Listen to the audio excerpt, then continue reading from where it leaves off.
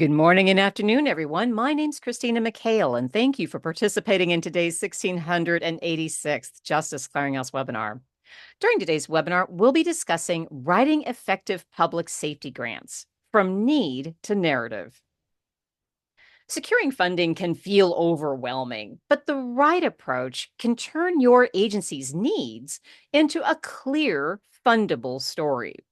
So during today's webinar, we'll break down the processes into manageable, practical steps. You'll learn how to identify the right grant opportunities, craft a compelling narrative, build a compliant budget, and avoid common missteps that can weaken any proposal. You'll walk away with straightforward strategies you can use right away to strengthen your next application and increase your chance of success. Our speaker today is Karen Ziegler. Karen Ziegler brings more than 35 years of experience in criminal justice program administration management, finance, and grant management.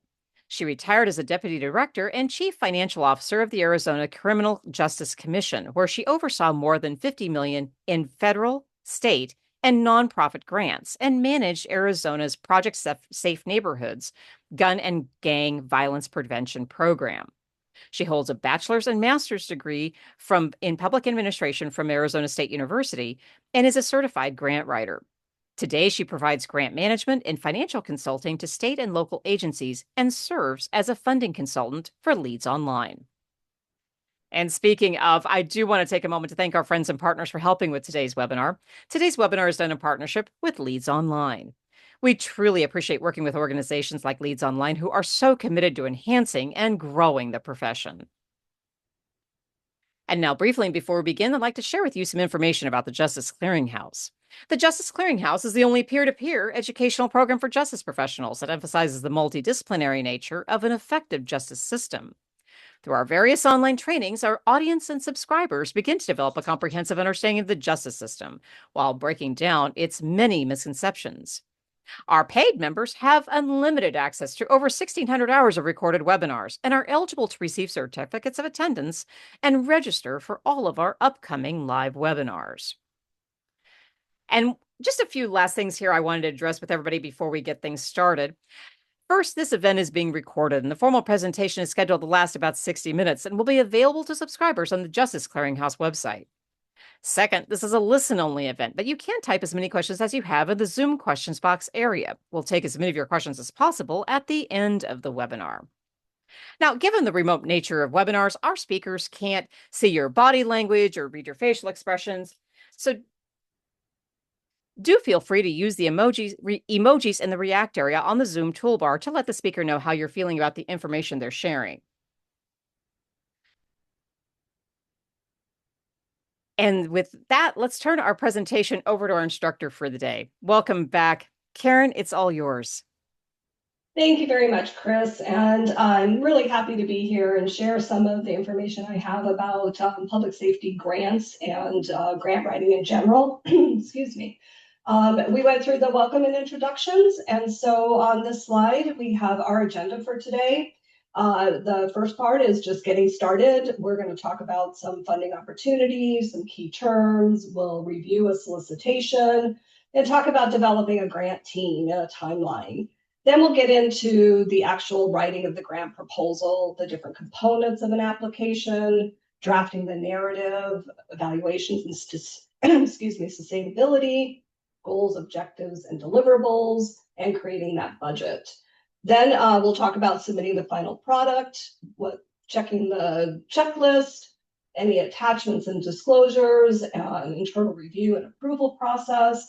And then lastly, we're going to talk about how the funders review your application. And so you're aware of what they're looking at and you can build that into your narrative. And then we'll have some helpful grant resources at the end. So first off, let's talk about the landscape of federal opportunities, funding opportunities and resources. So criminal justice in the new administration. The new administration has come out with priorities of policing and enforcement, technology improvements, and infrastructure. What does that mean for you applying for grants? You need to tailor your grants to their priorities. It doesn't mean you have to change your priorities. It's just when you're writing your narrative, you need to use the keywords and and identifying what your projects will do to improve the overall goals of the funders that are releasing the funding. So as administrations shift priorities, like I said, you don't have to shift your priorities. You just have to think about how you can match with the funders' goals and objectives. Right now, BJA has a banner on their website that says all of their solicitations are under review. So there really hasn't been a lot of grants released recently. But with that said, I have a feeling that once they get through that review process, then there's going to be a flood of announcements coming out. So be ready, start early, and start looking at what kind of projects that you want to submit for, and watch those grant announcements. And we'll talk a little bit about that in a minute here. So there are many different types of grants out there and opportunities. The first one that most everyone is familiar with are from the federal government. There's grants, and then there's cooperative agreements. Cooperative agreements are where the federal government actually has a partnership with the subrecipient, and they make a lot of decisions in cooperation with that subrecipient. So when you're looking at that solicitation, you need to be aware if it's a cooperative agreement, you're going to have a lot more involvement with a federal agency than if it's just a straight grant. And then we have a discretionary versus formula grants. Discretionary grants at the federal level are open to a variety of different levels of government. Formula grants are typically an allocation to all 50 states and territories where they use some kind of formula to distribute money based on population or crime data or a variety of different statistics. And that money gets sent down to a state entity. Most other types of governments can't apply for those formula grants, and that will be very specific in that solicitation. And then more recently, we've had these invitations to apply. These typically come out through BJA for the public safety grants. This is a result of what we call CDS, Congressional Delegation Spending. There's usually a pot of money that's Congress allows their congressional delegation to have to award projects in their area. And if that is successful through the appropriation process, they'll hand that project over to an agency like BJA to manage for them. And then what BJA does is put it through their regular grant process, but you have to have an invitation to apply for that. So we've seen that a lot more recently than in the past.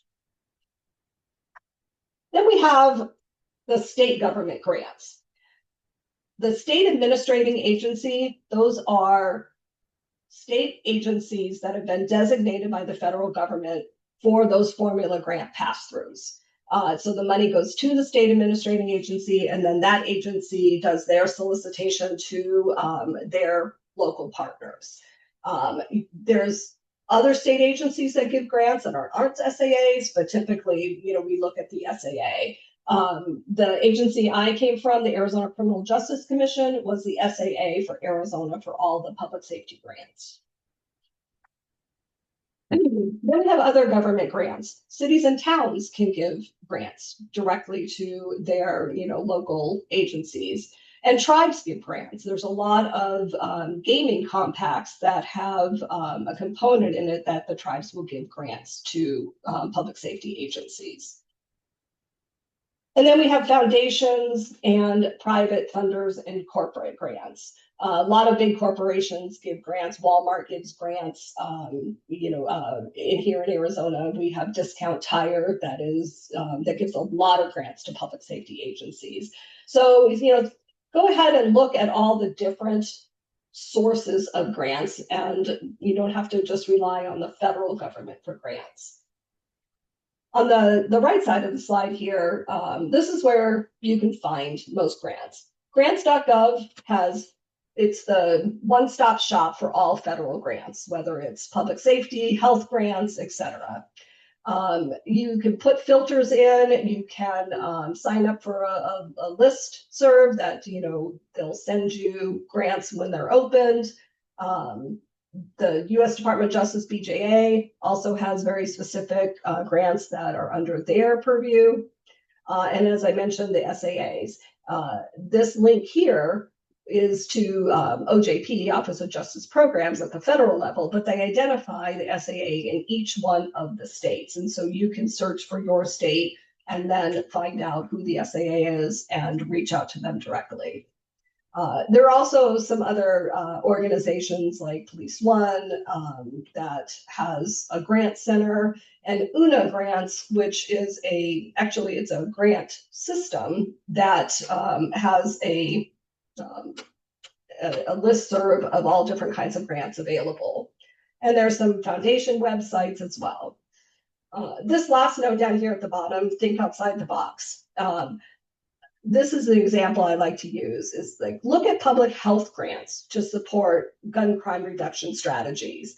The US Surgeon General declared that gun violence is a public health crisis. So there may be opportunities in the public health environment that could help support your initiative. You may have to partner with a local hospital or another health organization, but broaden your scope to see if there's other funding opportunities available. So this is an audience poll here. How would you categorize yourself as a grant writer?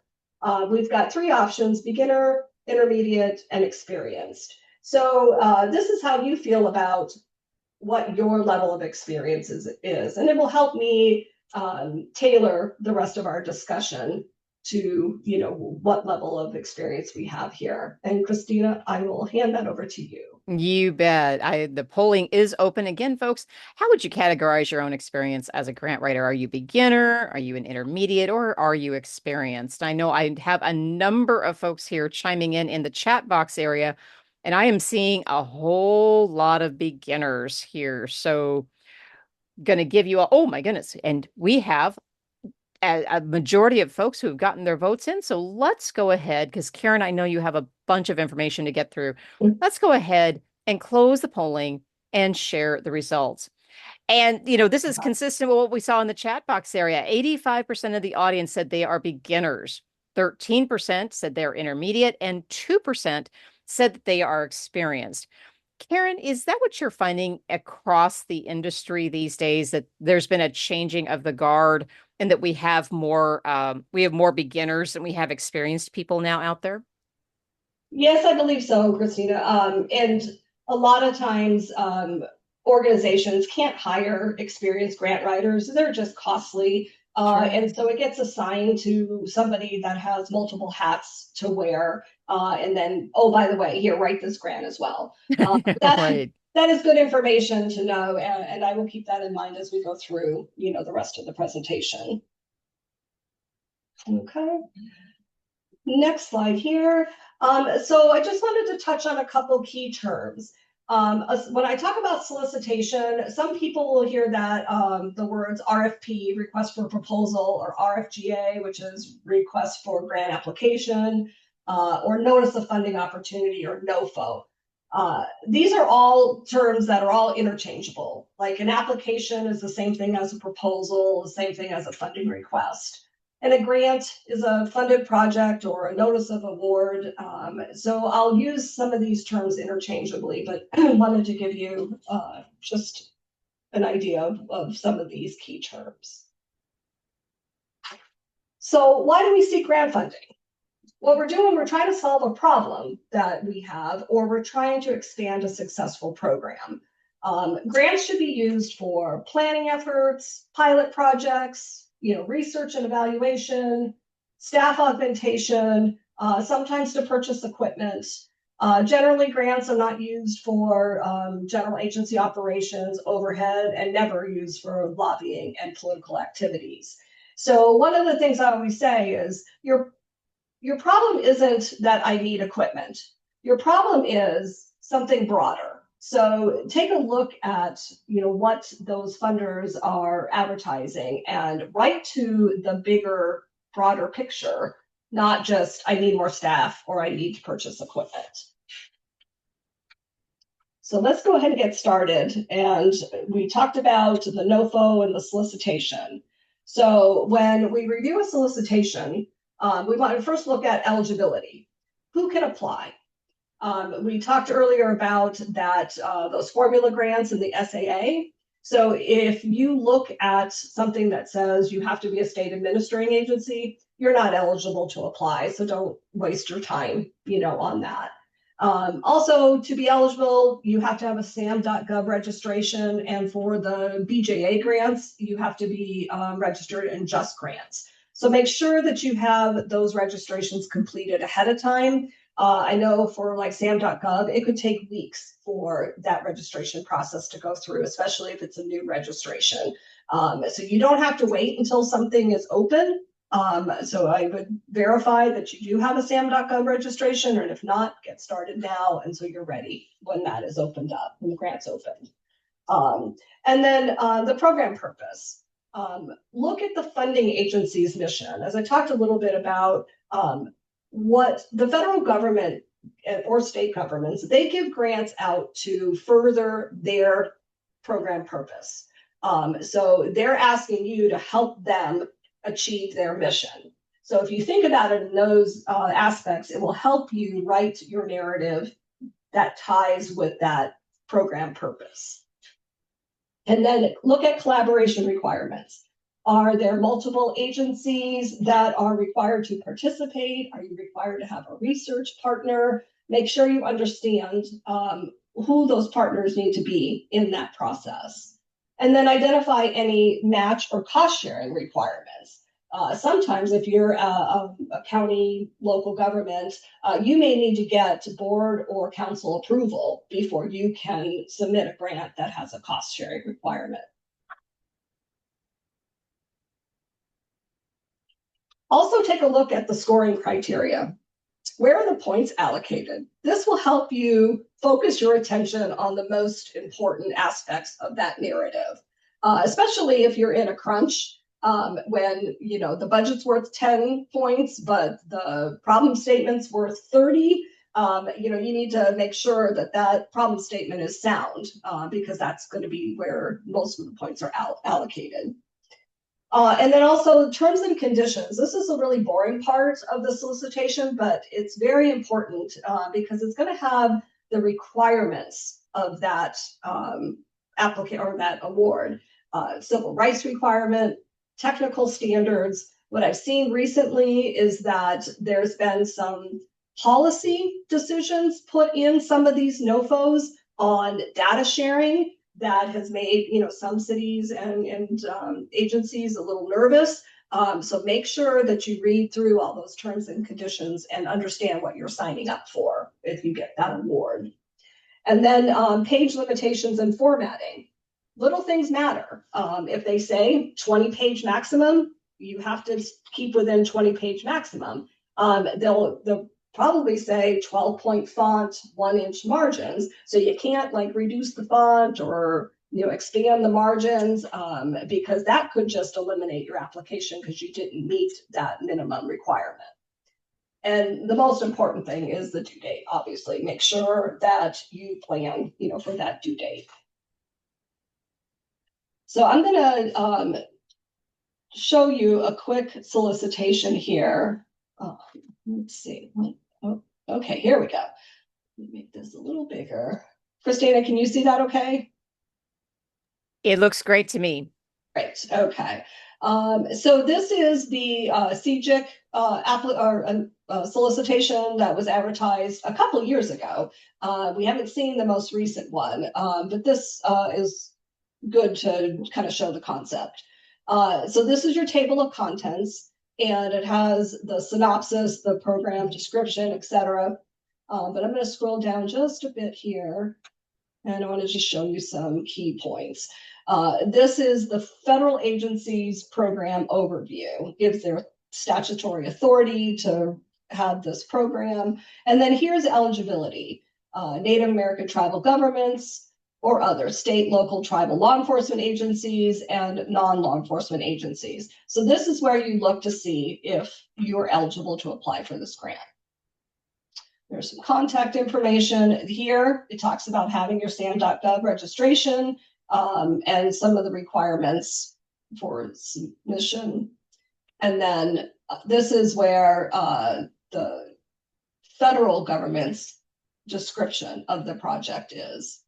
And it will give you some key points. This one is 2 categories: expansion of an existing CJEC, and the one down here is implementation of a new one. So each one has specific requirements, so you'll need to review that.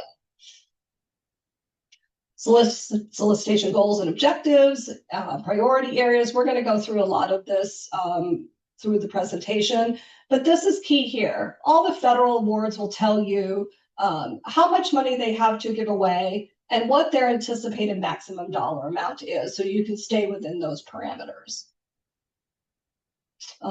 This here talks about the type of award. We talked about grants versus cooperative agreement. This says that the opportunity is a grant. And then this is the cost sharing. This funding opportunity does not require a match. How to apply. Let me scroll down just a minute. I hope I'm not making anybody dizzy here. A lot of these here are all those different requirements that I talked about. Make sure that you read through it. It will tell you the specific components of the grant that we'll go over. And any deliverables that you'll have to meet. And again, read through these, because if you get the award, you're going to be required to, deliver on that. So make sure you can do that. The budget and all of these attachments, letters of support, disclosures, all these things are in this grant. Application review process. I'm trying to get, here is where I was talking about the scores. The description of the issue, 25%, the project design, 25%. So this tells you how your application will be reviewed. So I'm gonna go back to my presentation. There we go. And everybody can see that. Okay. So let's talk about developing your grant writing team. Maybe it's just you, and you're the only one that has to do this, but I would seriously consider looking outside of just yourself to bring in some technical experts, your subject matter expert. If it's a forensics grant, it may be a scientist. If it is technology related, your IT department, just to have that additional perspective. If it's involves research, make sure you have your data collection and your statistics and your evaluation, all those folks that are going to be participating in that aspect. Budget, you may need your finance people, payroll, HR. If you're looking to fund a position, you may need a salary schedule, job descriptions, those kind of things. Editing, I think this is really important. Make sure that you have someone other than yourself as a reviewer, for quality assurance. It may be the PIO in your office. So have somebody there that can help review and edit your proposal. And then lastly, the approval. As I said, this may have to go in front of a board of supervisor or city council. If you're a police department, and it may have to go in front of your chief for review. So make sure that you have all those folks lined up if needed. And then developing the timeline. So this here is super important. The due date. So I say work backwards. We also say don't wait till the last minute to submit that application. I know that's tough, But Grants.gov and some of those other portals will really slow down, or they'll have technology difficulties, or you'll have technology difficulties. So you want to see if you can get that in at least a day early. And give time for all of these things. Create your schedule, request your letters of support early. If you are having outside partners writing letters of support, they need to put that through their approval process. Sometimes it's helpful if you give them a template where you kind of write the body of what you're applying for and the project, and so then they can just add a few sentences in and get that approved. But start that process early. Allow time for multiple drafts. Like I said, maybe have to go through multiple people for review. So, those people need time to review that. And then, time to collect the data and get that budget developed. And check and recheck your work. We'll talk a little bit more about that, but it's really important that you have that timeline developed. So here's our next audience poll. What is your greatest concern about writing a grant? So basically, what is your pain points that either you struggle with or you have fear of? So Christina, I'll let you. This is an open-ended question, so go ahead and put those comments in the chat, and Christina will review and she'll read some of those back to us. You bet. Folks, go ahead and in the chat box area, tell us, what are your biggest concerns about writing a grant? Aha, everything is the first time. That's a good point, Antoinette. David says finding applicable grants and then sending them. Another audience member said, I'm not a good writer. Terrence is saying, making sure I get approvals. Rosemary is saying, I'm not sure what to write. Struggle. And then the other folks are saying, I struggle with knowing if I'm including too much information or too little information. Striking that right balance is really important. Totally missing or understanding the importance of something. Sean is talking about the complexity of writing the grant in general. Lost an opportunity due to inexperience. I'm still a beginner, first time. Star is saying not having the answers for some of the questions. Dawn is saying making sure that it's effective and it gets the point across. A lot of these are sounding quite similar in terms of the concerns the audience is having. What are your thoughts, Karen? I think those are very valid concerns, and I think we'll be able to address some of these concerns in the presentation, and then so we'll have some opportunity at the end for some additional questions. But I will keep that in mind as we go through these next slides and see if we can help ease your concerns about those. Okay, let's go on. Okay, so let's get to writing the proposal.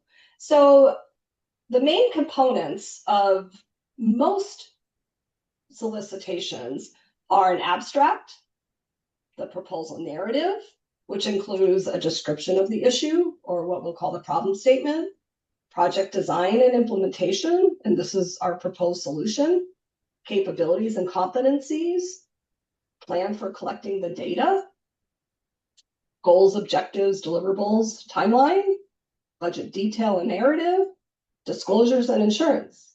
So this is the format for almost all of the federal grants through Bureau of Justice Assistance. You'll see that same layout. There could be different requirements under how you describe the issue. We're going to go through each one of those separately, but this is a good overview of how a proposal should be laid out. Even if you are writing for maybe a foundation grant or a corporate grant where they just have a free-for-all, just give us a proposal. You can use this as kind of your outline to write different types of grants. So I want to just touch on some key writing tips, and I think this addresses some of the comments that we heard. Do's. Write short, simple sentences. Use action verbs. Use third person. Don't say, I did this, we do this. Avoid the jargon. So what we want to do is make this clear and concise so the reader understands, what we're trying to convey. On the flip side, don't use complex sentences, don't use passive voice, don't use excessive acronyms. And the rule is, if you're going to use an acronym, you spell it out first, put the acronym in parentheses, and then you can use the acronym through the rest of the document. And this last point here, I'd like to share. I got this from a colleague of mine. He always said, don't self-indict. What that means is, don't tell your funder what you can't do. Don't tell them how bad off you are, that you can't do something. What you want to do is tell them what your overall problem is, and then how your organization can solve it. So the first part of the main component is the abstract. And the abstract summarizes the proposal. Keep in mind that this is viewable to the public. It includes the project title, some information about your organization, a brief description, which could be about a paragraph, the dollar amount you're requesting, and then some key goals and objectives. I always like to say, write this abstract last. Even though it's the first thing on the outline, you write that last because you can pull out key sentences from your proposal to do that abstract. And like even with the amount requested, you may have start with a certain dollar amount, but by the time it gets through the budget review, that dollar amount might change, and then you're going back in trying to update, the abstract. So save that piece for last. The next section here is the problem statement. This is where you identify the problem. What are we trying to solve? What is the need in your community? And again, the need isn't, I need more staff or I need equipment. The need is, I have increased crime in my area, and this, all the things that are happening that are a result of this increased crime. That is your problem. You need to collect data to show the problem. You can compare the local data to the national average. You can compare your data to a neighboring community or a neighboring state, something like that. And then really important is, what are the consequences if we don't address this problem? So share with the funder, what will happen if you don't address this. So here are some sources that you can get data. The Bureau of Justice Statistics, BJS.gov, it has a wealth of information.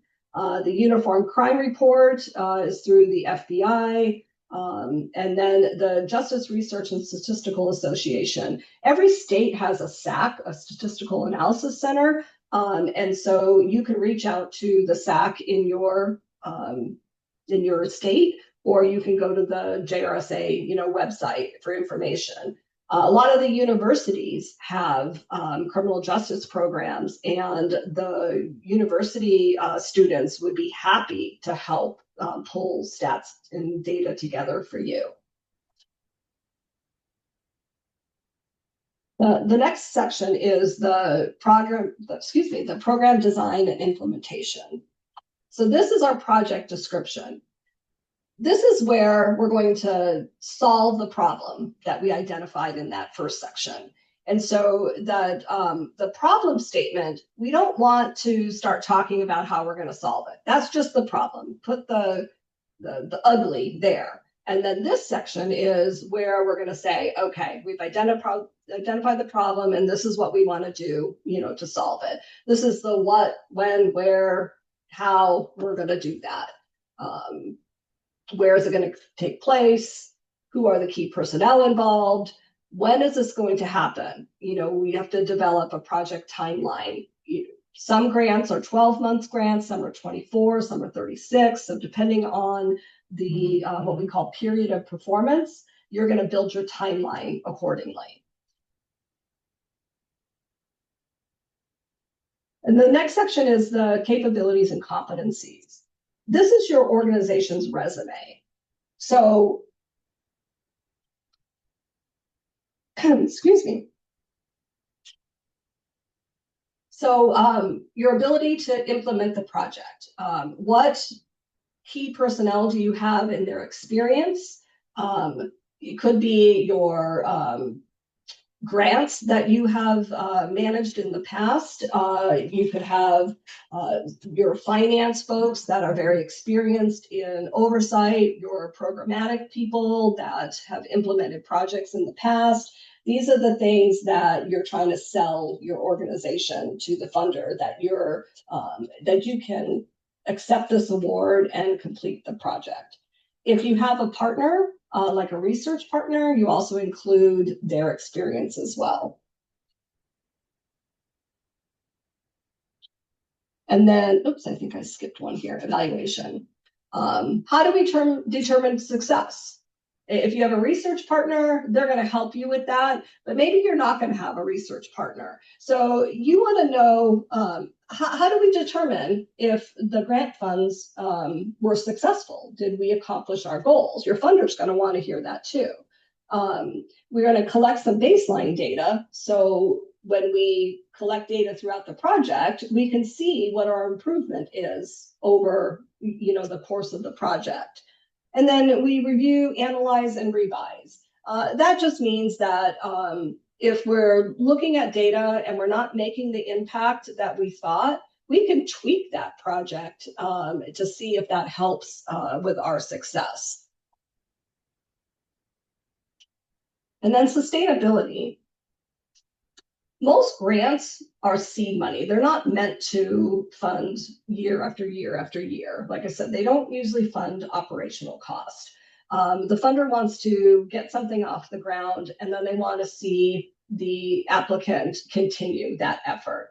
So you want to talk about what happens when the grant is over. How are you going to fund it? How are you going to commit to continuing the efforts of that grant or that work? Okay, and the next section is goals, objectives, and performance measures. This is tough for a lot of grant writers to be really clear and concise. And I'm sure a lot of you have heard of the SMART principles. Goals should be specific, measurable, achievable, realistic, and time-bound. And I like this format here, or this graphic. The goals are the broad purpose area. It's broader, it's up to the top. Objectives, well, that describes the who will do how much of what and when. And then the performance measures are the quantifiable indicators used to assess how well we did in achieving our objectives. So this is an example goal for like a CJIC program. The goal is overarching: enhance public safety by reducing gun crime and gang violence through a research-driven, intelligence-led, and strategic problem-solving approach by implementing a NIBIN program in the state. The objective is to increase NIBIN hits and investigative leads, reduce firearm evidence processing time, and improve clearance rates for gun-related crimes. You can also include some percentages here if you want. Increase NIBIN hits and investigative leads by X%, if you want to be real specific. And then the performance measure is the actual data that you're collecting, the percentage of firearms entered into NIBIN within 48 hours, because then we can see if we're successful in what we're trying to accomplish. Number of actionable investigative leads, and increasing clearance rates. That all goes to showing success of the project. If you're applying for a BJA grant, in the Just Grant system, the goals and a lot of the objectives are already preloaded for you. And so when you get into that system, you're going to select a goal in a drop-down, and then you'll select an objective or write an objective specific to that goal. And then the performance measure for you, to measure throughout the performance. That's not true with all of the, different funders, but BJA has those built into their Just Grant system. The budget detail and narrative. This scares a lot of folks, but it doesn't have to be too difficult, especially if you can look to one of your finance partners, for assistance. Budget categories are pretty straightforward. There's personnel and fringe, travel could be in and out of state, supplies, equipment, consultant and contracts, other, which is, rent and other miscellaneous, indirect cost. Not all of the grants will have that same category, but it's going to be pretty close. When you go into the Just Grant system, it's going to be a template for you to fill out, and you'll put the position, the salary, the percent of time, and it will do the calculation for you. For like travel, it's going to ask you for maybe out-of-state travel, do you have to attend a national training? And so you'll estimate where you're going to go, what the airfare and the meals and the lodging. So you'll put all of that detail in the template. Supplies, it's going to want you to list the specific supplies. Like if you're applying for a forensics grant, if you need lab equipment, it's going to say, X amount of widgets at such and such a cost. And then equipment, the same thing. One of the things about equipment, most equipment is going to require a competitive procurement unless you have a sole source agreement. But those sole source agreements have to be approved by the federal government before they'll award that. Same with consultants. Consultants have to be competitively procured unless they're on a contract, and they have to meet the certain threshold or limitation of cost per hour. Indirect cost could be a whole nother presentation, but I'll just say that if your agency has an approved indirect cost, you can put that in the application as well. And then allowable and prohibited cost. Make sure you understand what you can and can't buy with grant funds. The Code of Federal Regulations, I think we'll touch on that in another slide here, will give you an idea of what would be eligible or not eligible. The solicitation would address any ineligible expenses as well. Make sure that your budget ties directly to the project description. If you're writing your program design, your project design to fund 2 technicians to process firearm data, make sure that 2 technicians are listed in the budget. Because they will tie the narrative to that budget to make sure. If you need to go to that national conference, make sure that that's written into the narrative as well. We talked a little bit about match, in-kind versus cash. A cash match is actual hard dollars that are going to be put toward the program. Some matches are 10%, some are 25%.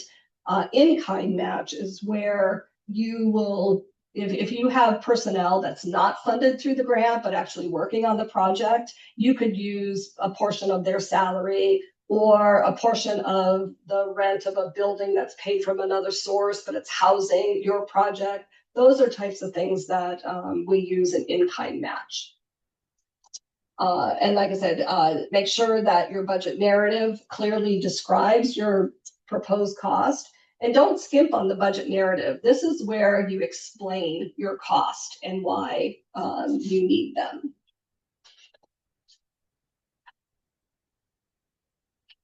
And for your proposal, like I said, make sure your costs are allowable. The federal government uses the term allowable, allocable, reasonable, and necessary.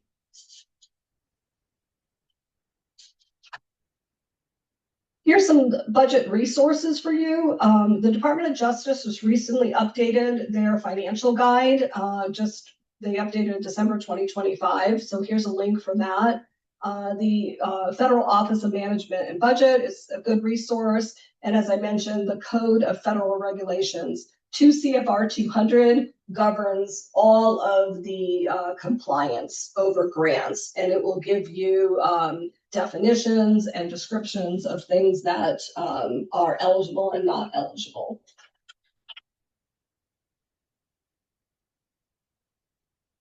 Okay. Oops, go back here. And submitting the final proposal. So, I'm sorry, here we go. All right. We mentioned attachments. A lot of the times the solicitation will have a list of things that you have to attach. Sometimes it's an org chart, a list of your personnel and their resumes. We looked at the letters of support or MOUs, any certifications that may be required. If you're a lab, you may have to submit a copy of the certification, a bibliography if you have that, that ties to your narrative, and any other attachments that may be required. This also could be like the disclosures for lobbying and federal compensation and things like that. So let's talk about your internal review of your proposal. So tips for review. Ensure you tell your whole story. We talked about identifying the problem, talking about how you're going to solve that problem, the resources that you're going to need to do that, your organization, how they're best suited to actually deliver on that project, those kind of things. Talked about using clear and concise language, using third person, spelling out your acronyms.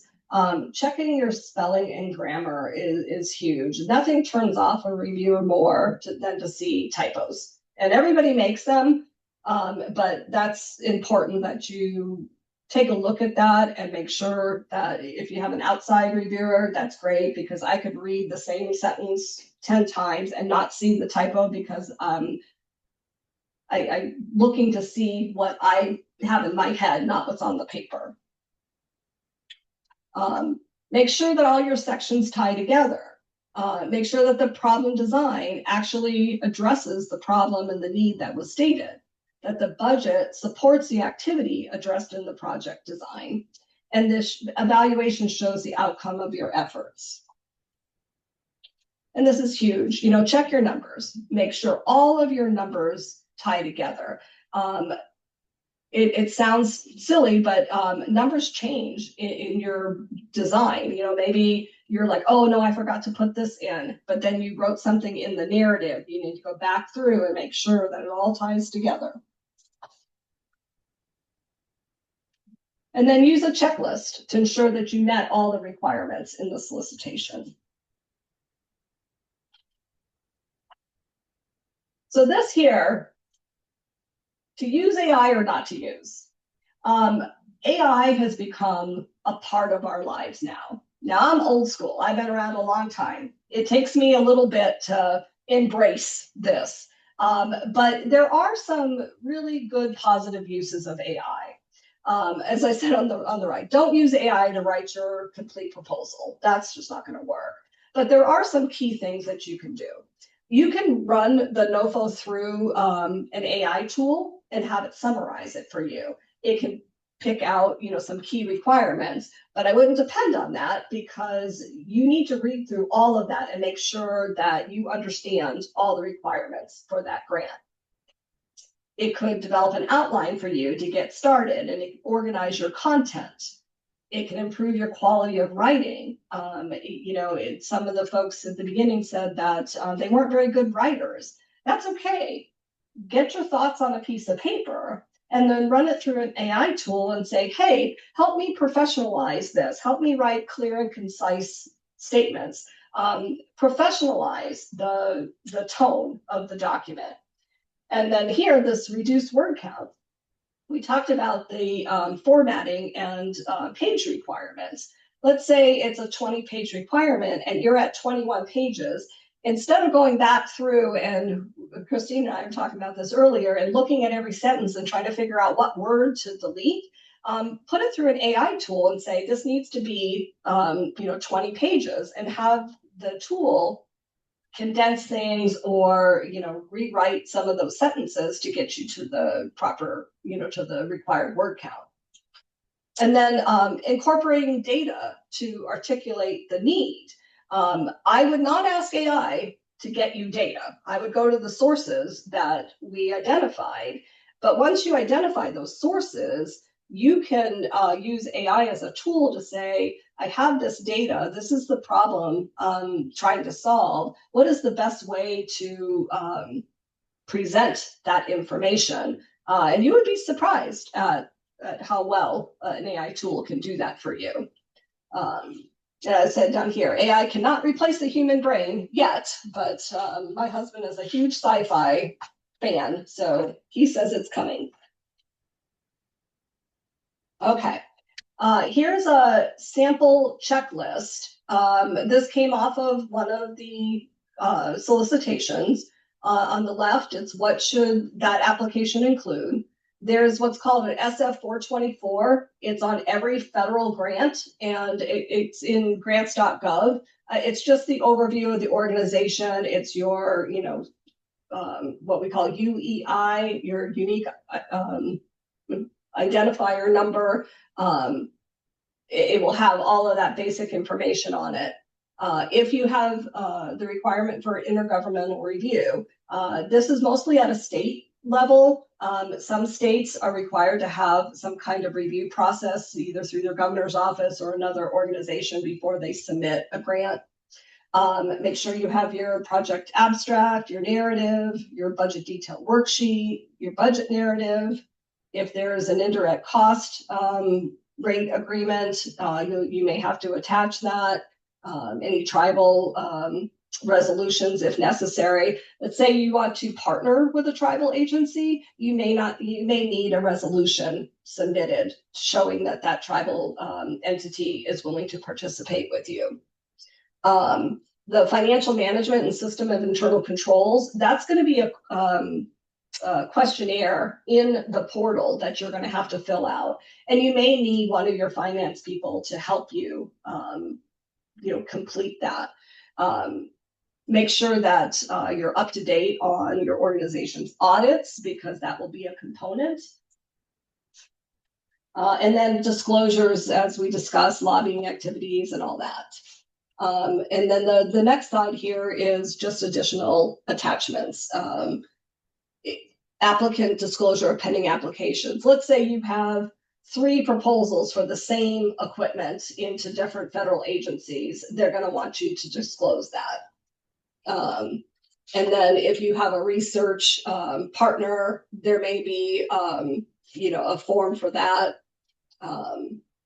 Disclosures of process related to executive compensation. We talked a little bit about that. There's some requirements that you have to stay with below a certain level for executive compensation. Project timeline and task plan, job descriptions and resumes, letters of support, letter of certification, as we talked about, and request and justification for employee compensation. That's kind of tied to this other, disclosure. But if you need a waiver, there's a form for that. So this part here, we want to talk about what the funder is looking at when they're reviewing your application. There's usually, 3, now 4 different components. The basic minimum requirements review. This here is designed to eliminate ineligible applications. These are the basics. Are you an eligible entity applying? So if it's a formula grant and you're a city applying, they're gonna, say, nope, you're ineligible, and they're gonna, kick your application out.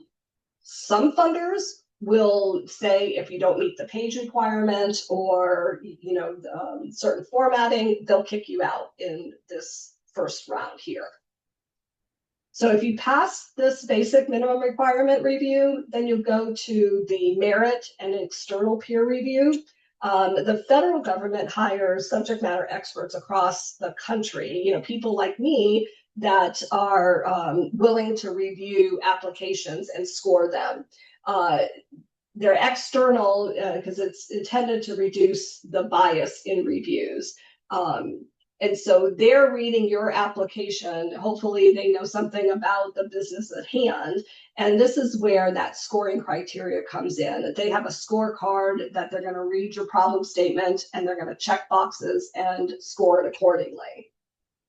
And then there's a budget review to ensure the costs are reasonable, necessary, allocable to the proposed project, as we talked about. And then lastly here, this is fairly new. The federal government now is doing a risk criteria and factors, and they're passing this requirement down to their state administrating agencies as well for their subrecipients.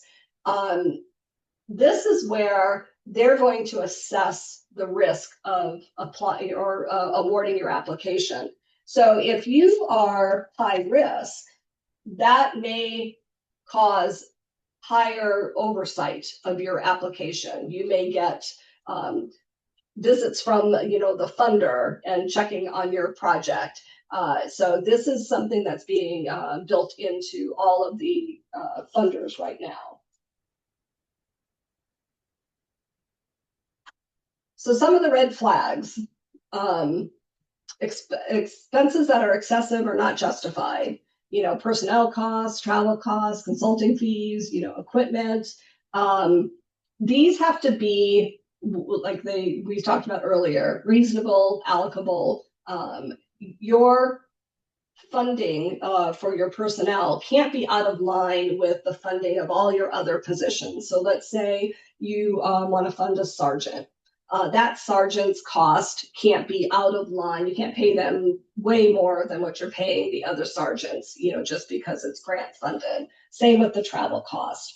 If you have a travel policy, you'll use your travel policy. If you don't, then you can use the GSA schedule of the federal government's travel policy. And like I said, the consulting fees, there's some limitations on how much you can pay hourly rate for consultants. And this bottom one here is supplanting. I'm not sure if everybody knows what supplanting is, but it is when you take federal or state funder money and you replace it with money that you had already budgeted. So let's say you budgeted for a NIDA machine and it's in your approved budget for the next fiscal year. And then you write a grant and you got funding. So now what you're going to do is take the federal funding and you're going to say, I'm going to use my local money that was already approved for something else. So you can't do that. That's supplanting. That's only when it's already approved by your agency. So just because you want to do it doesn't mean that it's already approved. So supplanting is, like I said, I could probably do a whole webinar just on supplanting. Okay, and then lastly here about the reviewers process. Always request reviewers' comments and feedback. Most federal and state agencies will provide the actual written comments, maybe not the scores, but they'll provide the written comments on your application. So you can see where your strengths and weaknesses are, and that will help you improve your application for the next round. Or you can request a one-on-one call with the funding agency's program advisor and talk to them about why you weren't successful. It may be just that it was a highly competitive solicitation and your application was great. It's just that, they had to cut the list off at some point. So it's good to know kind of where you stand with that application. And then here's some resources. We talked a lot about Bureau of Justice Assistance. There's the National Institute of Justice Crime Solutions website, and then the National Criminal Justice Association, NCJA. NCJA is an organization of all of the state administrating agencies. So there's a lot of really good resources there. And then if you're interested in, the Crime Gun Intelligence Centers, they have a whole website devoted to, CJICs. And then our wonderful partners here today, Justice Clearinghouse, has a lot of good information on their website. And with that, I think we are right at the top of the hour, Christina. You Uh, did great. Good job sticking the landing. Thank you so much for such a practical and informative presentation. I really appreciate how you walked us through from beginning to end, identifying a true need all the way through the process, building a strong data supported narrative, a budget that makes sense and tells the whole story. But the most important thing I think you talked about, and I love those emojis, keep them coming, folks. One of the things I think often gets underestimated is how much time it takes to get from beginning to end and to back in extra time because you may need a couple extra time to get those letters of support from your state or local representatives or from your senators. It does take time. Your priority is not necessarily theirs. And so I really appreciated how you walk through everything, sharing practical tips that will help absolutely everybody as they begin their processes of grants here in the not so distant future. So thank you again for doing this. We really appreciate it. And folks, if you're like me and you like this webinar, then do be sure to check out our whole lineup of webinars on our law enforcement feature page, where you'll find more of our great upcoming webinars, including our next webinar with Leads Online. So do join us right back here on April 22nd when we'll be talking about how to turn NIBIN into action, how CJICs can connect research, policy, and practice to reduce gun crime. So if you're interested in that or any of our other related webinars, then all you need to do is go to the justiceclearinghouse.com website, go to the navigation button called webinars, and then scroll through the list of upcoming webinars. Folks, we have a slew of really great topics and webinars this year. I really can't overstate that. Check those out. We'd love to have you join us. Karen, speaking of slews, my goodness, I have got a slew of questions for you here. Are you ready to get through some questions with us? let's do it. Fantastic. Okay. So kicking things off, Terrence asked about Illinois specific resources. Now, getting beyond just that one state, more broadly, can you talk about how agencies can find grant opportunities or funding resources specific or relevant to their own state or local area? That's a great question. And I would start with the state administrating agency. Illinois has the Criminal Justice Association. Trying to remember the acronym for that. But just like in Arizona, all of the federal grants that are formula go through that organization. And they'll be able to help you look at the grants and the programs that they support. Again, there could be other agencies, tribal, county, or cities that have grant opportunities. And so, just going to those organizations' websites and, search for grant opportunities, may be able to identify some additional ones that aren't quite the normal path that we see. Fantastic. Thank you.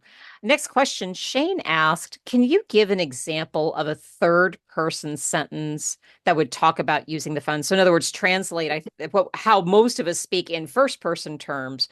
How do you rewrite that sentence into third person? Can you explain Um, that? I guess a great example is, like I said, don't use I or we. That is first person. Don't use my agency. Use the Arizona Criminal Justice Commission seeks an award for. And so instead of saying Mm. I seek an award for. Perfect. Thank you. Next question. John wanted to know one of the limits in a BJA grant that I was looking at said 2,200 and I'm sorry, 22,500 characters. Mhm. Do characters normally include spaces or not? Um, I think that's dependent on the software that they're using, but typically it does include the spaces. I'm sorry, Christina, what do you think? does It or does. does not? It does. It And I does. ask you your opinion when you look at characters, but I've typically seen that it does include the spaces. In my experience, same, but again, everybody's platforms are just a little different. So I Mhm. would agree. Yeah. Okay, So fantastic. So a key point there, though, is like I'm old school and I like the double space, and I've had to train myself not to use the double space. But Yep. what I do is I'll put my document through search, and I'll search for double spaces, and I'll replace it Yes. with a single space. It's a great way to shrink out those extra characters. I Right. completely agree. Okay, perfect. Next question. John asked, oh, sorry. Marianne asked, do we get a sam.gov account under our law enforcement agency or through the county in which we work? Good question. You can do either, but I recommend that you use your entity sam.gov registration. That way, it's all under one roof. Because if you're a county sheriff department, Hmm. you're not independent from the county. They look at you as one government. So you're a department in that government. But sam.gov will accept a separate registration from you. I have seen that in the past. Got it. Thank you. Um, Kenitra was asking, how do you deal with grant justifications?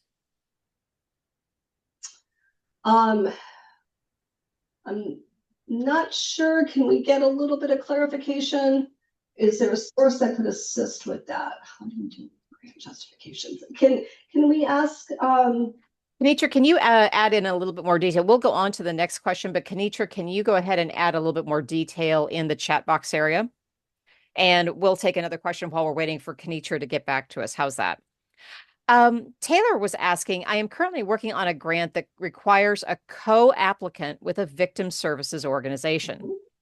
The main victim services organization in my county does not offer the services that we would want, but an out of county does. But there has been a lot of hassle with administrative red tape. Any tips on how to navigate grant partnerships where the other partnership's feelings are hurt by your choice to partner elsewhere? That is a great question, and it happens all the time.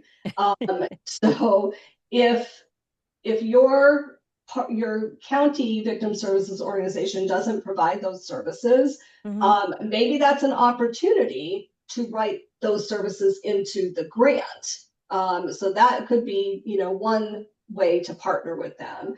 The other is, share the love. So maybe you're going to partner with this one organization, but you find another way to partner with the organization that you didn't choose this time. But it's just a very delicate balance. I would question if you're asking another county or neighboring county, are they going to be providing services that are going to take away from the organization Right. that have in your county? That may get a little messy. So again, I think my first suggestion would be, how do we get that organization on board and have them provide the services that are needed and write a grant for it? Exactly. Exactly. One of our audience members asked, when the grant talks about staffing, what do we include or do about the budgeting portion in addition to the salary? So when they talk about staffing and the costs of staffing, Mhm. what all do you include? Hmm. Good question. So obviously the person's salary and their employee related expenses or fringe benefits, that includes their costs for their health care, any retirement, workers' compensation, the FICA, Medicare, portion that is charged to the organization. It also can include, if it's a new staff, then you may need to outfit them coming in. They may need a new computer. They may need a uniform. There's Ah, whatever types of yeah. things that you need to start up that new Hmm. personnel. That is a great point. That is a really good point. Next question. One of our audience members asked, how do we honestly evaluate if our application really is competitive? And that's a really tough question because you're so close to this grant. You've spent so much time writing it. How do you honestly and objectively look at it and say, yeah, we've got a fighting chance here? Well, that's very difficult, as I said in one of the later slides there. It could be that your application is top notch. It's just there was a dozen other ones that were at the same level, and the funder had to pick which one furthered the funder's goals and objectives. That's why I say always key to go back to what is your funder trying to accomplish and how are you going to help them do that. It Right. could just be regional. Maybe there's a gap in some services in a particular region. Your application was great, but they're trying to fill a gap in this other region. So that's why asking for the reviewer comments at the end is really helpful, because if you scored great, Mhm. then it probably wasn't a weak application. It was just very competitive. And if you didn't score so great, then you can use that feedback to improve your application. Got it. Thank you. Folks, I'm going to try to squeeze in just a couple more questions here. One of our audience members asked, we are in California and interested in applying for the OVC fiscal year 25 ECM Task Force to Combat Human Trafficking grant. As a sanctuary area, we are concerned with the language at the bottom of page 12, which talks about unallowable use of funds specifically around federal immigration. What are your thoughts for organizations that are finding themselves in this situation where they want to apply for a grant, but Mhm. there may be other local politics involved? That is a very real issue today. And that's when we talked earlier about reading the requirements in the solicitation to make sure that you understand what's going to be required. Because the minute you accept that award, you are agreeing to all the terms and conditions. And, like I said, administrations change, priorities change. That particular case, I would definitely get your legal advice to help you Yeah, understand what you're going to have to produce. And it could be that you're just not eligible because you can't meet those requirements. right. Um, Sometimes it would be better to be cautious about applying for a grant where you may not be able to live with the consequences or the downstream mhm, requirements of that grant. So no, mhm, you're absolutely right. Think it through. mhm, Definitely think it through. It looks like has replied here. Karen, she's mhm. saying, I am currently helping assist on a grant for the sheriff's department, and a two-page grant justification question is required to be filled out. I'm unsure to how answer certain questions due to it being related to law enforcement. I'm not sure if that's enough information for you to be able Yeah, to. and I'm not sure I quite understand what we're trying to justify. Right. And my contact information is on the bottom of that slide, now available to 747 people. But I'm happy if you want to send me an email and I'm happy to take a call and just talk through that if you'd like. Perfect. One last thing here before we go. You mentioned that grants are often startup funding rather than long-term funding. So what are some realistic ways here as we wrap things up? What are some realistic ways that agencies can continue to support a program after that grant period ends? And so how do you plan for the ending or that sunsetting of those funds going away? How do you start with that end in mind? That's great. A great question here. We're talking about sustainability. What are you Right. going to do when that period of performance is over? Um, One option is start planning with your budget folks now and put in a budget request to your organization for continued funding when that grant expires. Let's say you start a NIBIN program and you got the equipment, but you need to get the staffing on board, so submit that budget request for continuation. Maybe if you have a NIBIN machine and you're going to allow outside organizations to use that machine, there could be a fee structure through an MOE or MOU that you could charge agencies if your staff is the one that's producing that. That helps support the ongoing effort. So things like that.